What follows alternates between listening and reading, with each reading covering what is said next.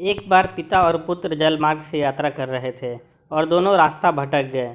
फिर उनकी नौका भी उन्हें ऐसी जगह ले गई जहां दो टापू आसपास थे और फिर वहां पहुंचकर उनकी नौका टूट गई। पिता ने पुत्र से कहा, अब लगता है हम दोनों का अंतिम समय आ गया है।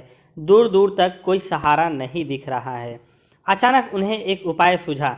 अपने पुत्र से कहा कि वैसे भी हमारा अंतिम समय नज़दीक है, तो क्यों ना हम ईश्वर की प्रार्थना करें। उन्हें दोनों टापू आपस में बांट लिया। एक बार पिता और पुत्र और दोनों अलग अलग ईश्वर की प्रार्थना करने लगे।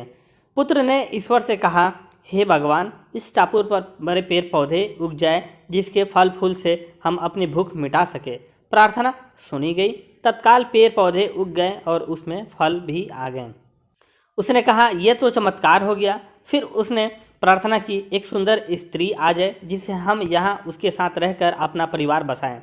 तत्काल एक सुंदर स्त्री प्रकट हो गई।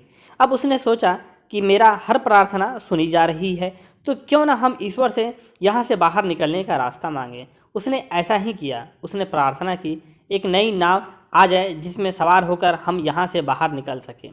तत्काल नाव प्रकट हुई और पुत्र उसमें सवार होकर बाहर निकलने लगा। तभी एक आकाशवाणी हुई, बेटा, तुम अकेले जा रहे हो, अपने पिता को साथ नहीं लोगे? तो पुत्र ने कहा, उनको छोड़ो, प्रार्थना तो उन्होंने भी की, लेकिन आपने उनकी एक भी नहीं सुनी। शायद उनका मन पवित्र नहीं है, तो उन्होंने इसका फल भोगने दो ना। आकाशवाणी कहती है, बेटा, क्या तुम्हें पता है कि तुम्हारा पिता ने क्या प्रार्थना की है? पुत्र बोला, नहीं। तो सुनो, तुम्हारे पिता ने एक ही प्रार्थना की, हे भगवान, मेरा बेटा आपसे जो मांगे उसे दे देना।